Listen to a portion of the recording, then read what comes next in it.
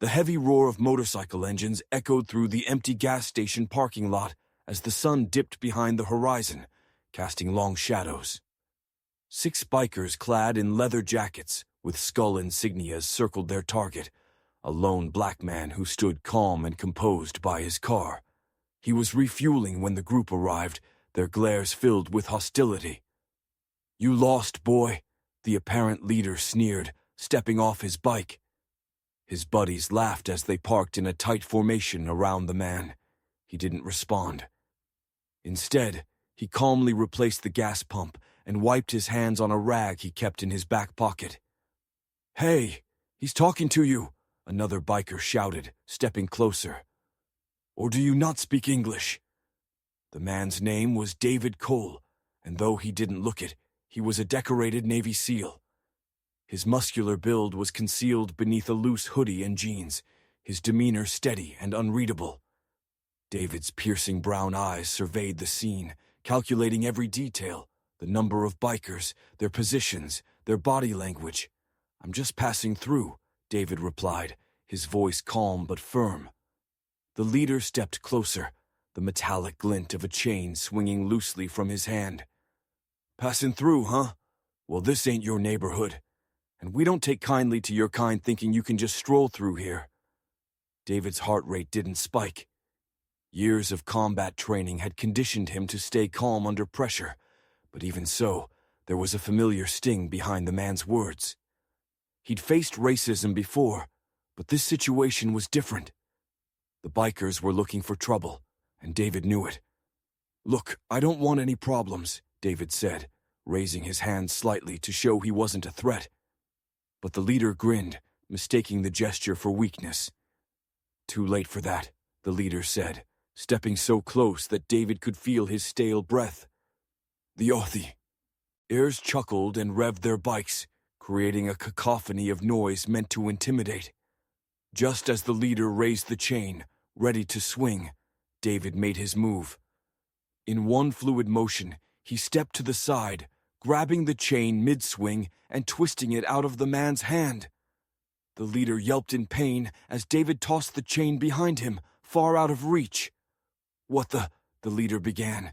But before he could finish, David took a step back, raising his hands again in a defensive posture. "I said I don't want any problems. Walk away," he said firmly, his voice steady but commanding. The bikers froze for a moment, stunned by how easily David had disarmed their leader. But shock quickly turned to anger, and one of the others lunged forward, fists swinging. What happened next was a blur of precision and control. David ducked, sidestepped, and countered with a swift jab that sent the man stumbling back. Another biker charged, but David was ready, spinning him around and pinning him to the ground with a move that looked effortless. The remaining bikers hesitated, their confidence shaken. David stood tall, his chest heaving slightly, but his expression remained calm. "I don't want to hurt anyone," he said, "but I won't just stand here and take this." The leader, clutching his wrist, looked at David with a mixture of fear and rage. Who the hell are you?" he stammered. David didn't answer. Instead, he took a step closer, his gaze unwavering. The bikers instinctively stepped back, suddenly realizing they'd underestimated the man in front of them. As the tension thickened, the faint sound of a siren could be heard in the distance. Someone must have called the police. The bikers exchanged nervous glances, unsure whether to stay or flee. David remained still, his presence dominating the space as the siren grew louder. What would the police think when they arrived? Would he side with the bikers, assuming David was the aggressor? Or would they see the truth of the situation? Before anyone could make a decision, the leader growled under his breath. "This isn't over." The bikers quickly mounted their bikes and roared away into the night, leaving David standing alone in the parking lot. But David knew this wasn't the end. The bikers wouldn't let this go, and neither would he. As he turned back to his car, his mind raced with possibilities. They didn't know who he was, but they were about to find out. The echoes of the roaring motorcycles faded into the night, leaving an eerie silence in their wake. David stood by his car, his mind sharp and focused despite the adrenaline coursing through his veins. He scanned the deserted gas station, his instincts on high alert. The bikers had left, but their parting words lingered in his ears. "This isn't over." David exhaled deeply, his military training urging him to stay cautious. He checked his surroundings once more before climbing into his car, his grip firm on the steering wheel. He drove down the empty highway, the headlights cutting through the darkness. It wasn't long before his thoughts drifted to his past, his years as a Navy SEAL, the grueling missions, and the intense combat training. He had faced danger in war zones, but somehow the hostility he'd encountered in his own country always stung deeper. Despite his sacrifices for this nation, there were still those who saw him as less than human simply because of the color of his skin. David shook his head, focusing on the road ahead. He wasn't one to dwell on negativity. He believed in action, in taking control of situations. And if those bikers thought they could intimidate him, they had another thing coming. About 20 minutes into his drive, David noticed a pair of headlights in his rearview mirror. At first, he thought nothing of it, but then the vehicle behind him began to speed up, drawing closer.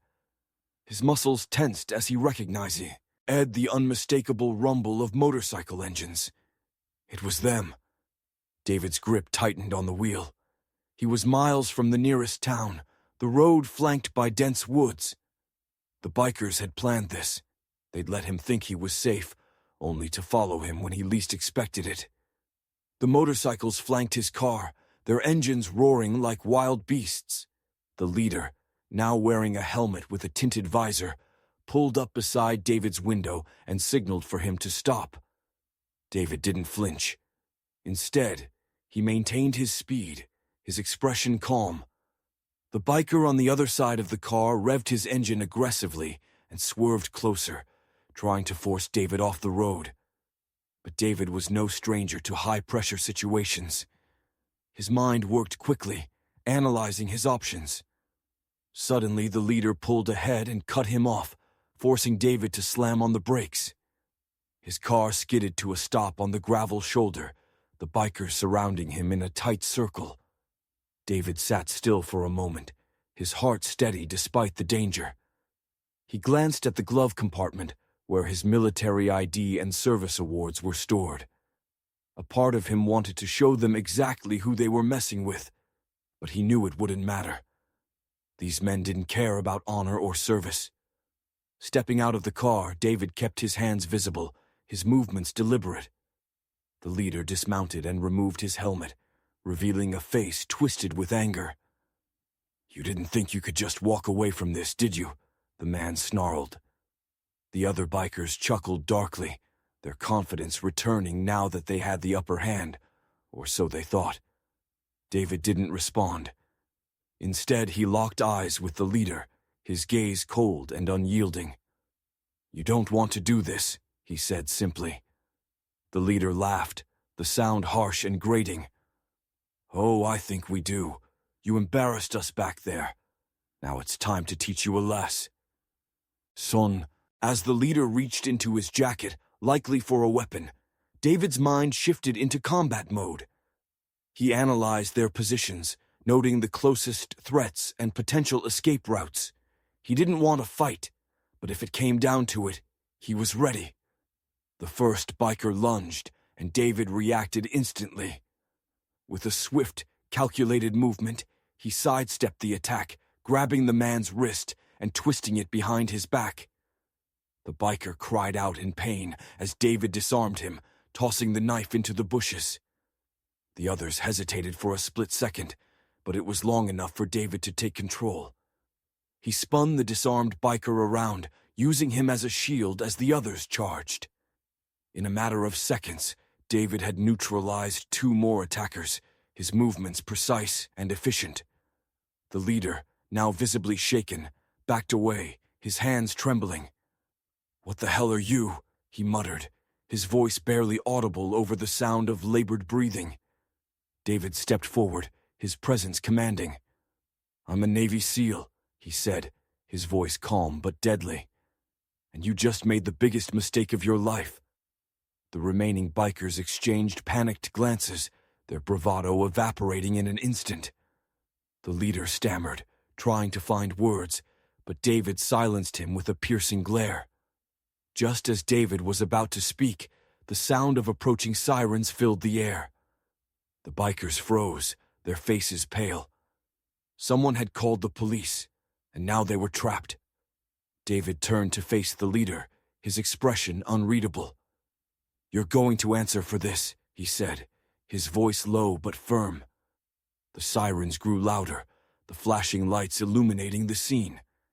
The bikers had nowhere to run, and David knew justice was finally within reach. The flashing red and blue lights bathed the scene in an eerie glow, and the sound of crunching gravel announced the arrival of several police vehicles. David stood his ground, calm and composed, as the bikers shifted uneasily. Their bravado had completely drained away, replaced by panic and desperation. Two officers stepped out of the lead squad car, hands on their holstered weapons. Their eyes flicked between David and the bikers, trying to assess the situation. The leader of the bikers, still holding his bruised wrist from David's earlier disarm, suddenly stepped forward, pointing an accusing finger at David. "He attacked us," the man shouted, his voice cracking. "We were just trying to talk, and he went crazy." David raised an eyebrow, unfazed. He had been in countless tense situations like this before, and he knew the truth would come out. The lead officer, a stocky man with sharp features, approached cautiously. "Sir," the officer said, addressing David, "can you explain what's going on here?" David nodded and gestured calmly toward his car. "These men followed me for miles, tried to run me off the road, and surrounded me when I stopped. I defended myself when they attacked. Everything I did was to protect myself." The officer studied him for a moment, his eyes narrowing slightly. "Do you have any proof of this?" David reached into his pocket slowly, making sure his movements were deliberate and non-threatening. He pulled out his wallet and handed over his military ID. The officer's expression shifted slightly as he read the card, his eyes widening. "You're a Navy SEAL?" the officer asked, his tone now more respectful. David nodded. "Retired, but that doesn't mean I've forgotten how to protect myself." The officer's gaze moved to the bikers, who were now muttering amongst themselves, clearly regretting their decision to pick a fight. "And you're saying these men instigated the confrontation?" "They've been threatening me since the gas station back in town," David explained. "There are security cameras to see here that should confirm it. And if you search them, I'm sure you'll find weapons." The officer nodded, signaling to his partner to start checking the bikers. One by one, the officers searched them, pulling out knives, brass knuckles, and even a handgun from one of their jackets. The leader of the bikers started to protest. "That's not mine. I was holding it for a friend." David couldn't help but let out a small, humorless laugh. The officer shot the biker a skeptical look before turning back to David. "Looks like your story checks out, Mr. Blake. We'll take it from here." As the bikers were handcuffed and led toward the squad cars, the leader turned to David, his face twisted with rage. "This isn't over, you hear me? You think you're so tough, but you'll regret this." David stepped forward, his calm demeanor never wavering. He locked eyes with the man, his voice steady and cold. "You already regret it, and next time, think twice before you assume someone's weak because of the color of their skin." The leader's bravado crumbled, and he was shoved into the back of a police car. The officers thanked David for his cooperation and assured him that they would handle the situation. As the last squad car pulled away, leaving David alone once more on the dark highway, he leaned against his car and let out a deep breath. The fight was over, but the sting of what had happened lingered. No matter how many battles he had won, The war against ignorance and hate was far from over. David climbed back into his car, the night's events replaying in his mind. He had faced danger in all its forms, but the fight against prejudice was one he knew would never truly end. Still, he wasn't one to back down.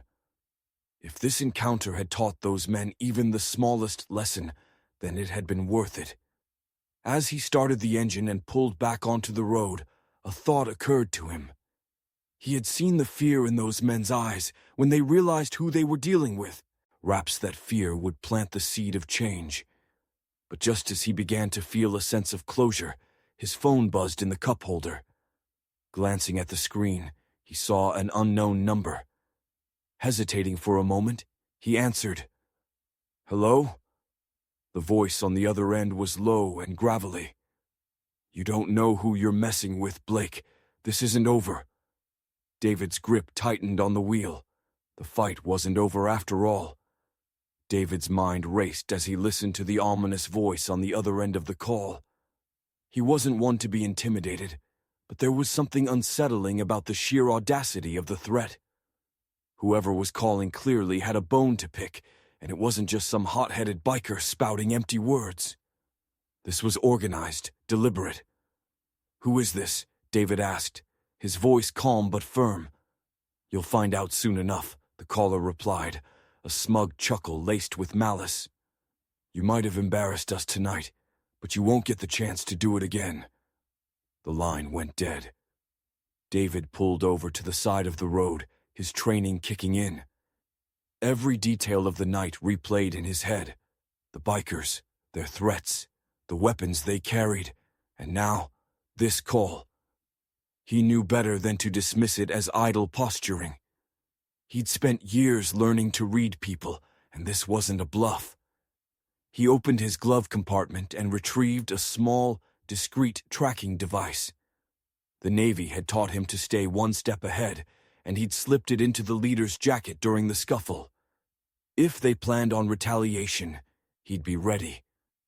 David connected the tracker to his phone and watched as a blinking dot appeared on the map. The bikers were on the move, heading toward what looked like an abandoned warehouse on the outskirts of town. Taking a deep breath, he considered his options. He could alert the police, but he had a feeling they wouldn't take this seriously until it was too, late. He could also wait for the bikers to make their move, but that would put innocent people at risk. No, he had to end this now. The drive to the warehouse was tense. The roads were dark and empty, and the weight of the situation pressed down on him like a physical force. As he neared the location, he parked his car a safe distance away and approached on foot, his footsteps silent against the gravel. The warehouse was old and decrepit, its windows shattered and its walls covered in graffiti. But the faint hum of voices and the glow of lights from inside told David it was anything but abandoned. He crept closer, keeping to the shadows, and peered through a cracked window. Inside, the bikers were gathered around a table, their leader nursing his wounded hand while barking orders. There were more of them now, at least 10, maybe 15, and they were armed. Guns, bats, chains. It was clear they weren't planning another roadside scuffle. David's eyes narrowed as he listened.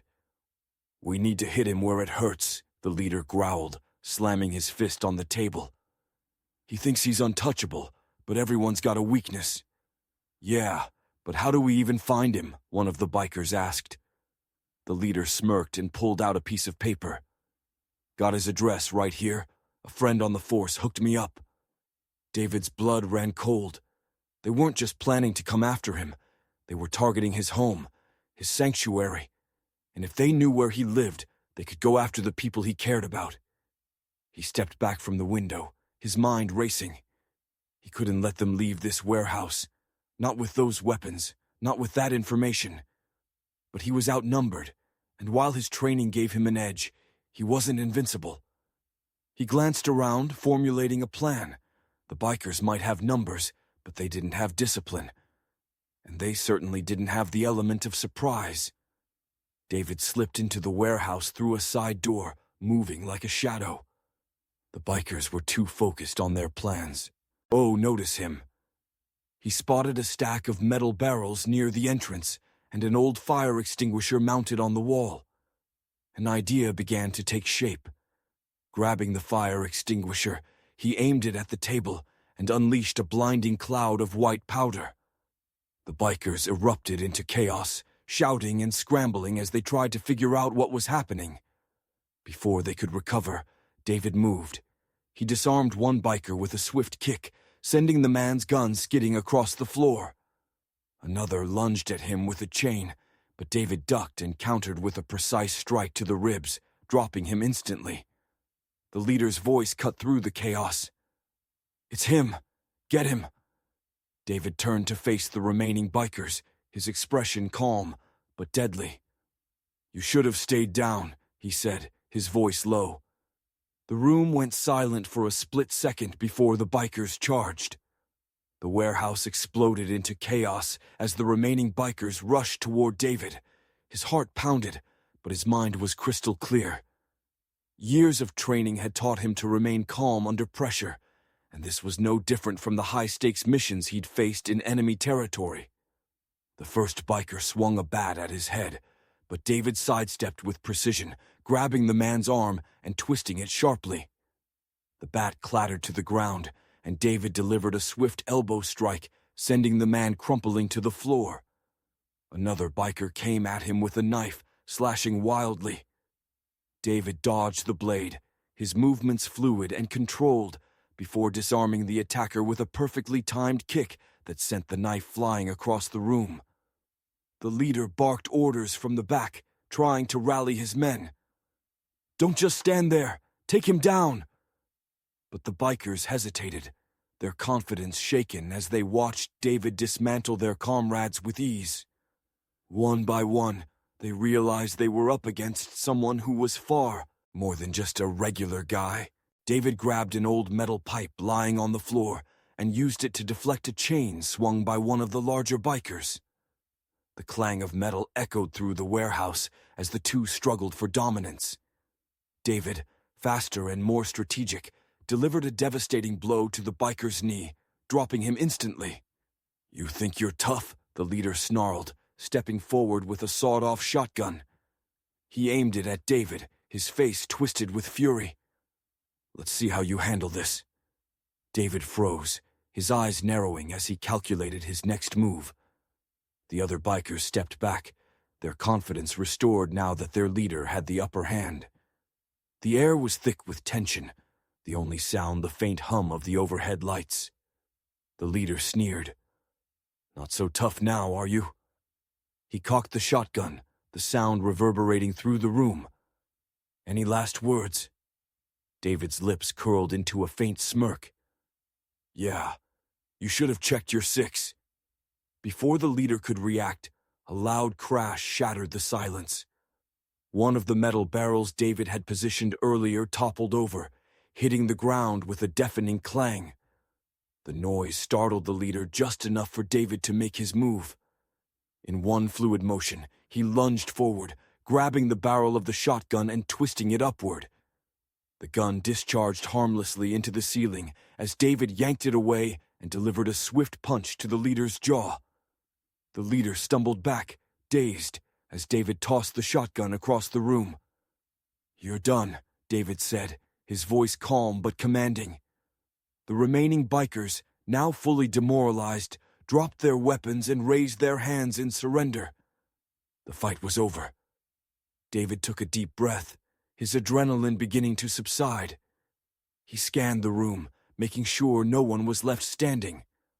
The bikers were subdued, groaning in pain or too afraid to move. The leader sat slumped against the wall, clutching his jaw and glaring at David with pure hatred. "You messed with the wrong man," David said, his voice steady but laced with steel. "And now you're going to pay for it." Just then, the sound of approaching sirens filled the air. David had called the police before entering the warehouse, knowing he might need backup. He stepped outside, waving down the squad cars as they pulled up. Officers poured out, their guns drawn, but David raised his hands to show he was unarmed. "They're all inside," he said, his tone firm. "Weapons, illegal activity. You'll find everything you need." The officers entered the warehouse, and within minutes, the bikers were being hauled out in handcuffs. The leader shot David a venomous look as he was dragged past. "This isn't over," he spat. "You'll regret this." David didn't flinch. "The only thing I regret is not stopping you sooner."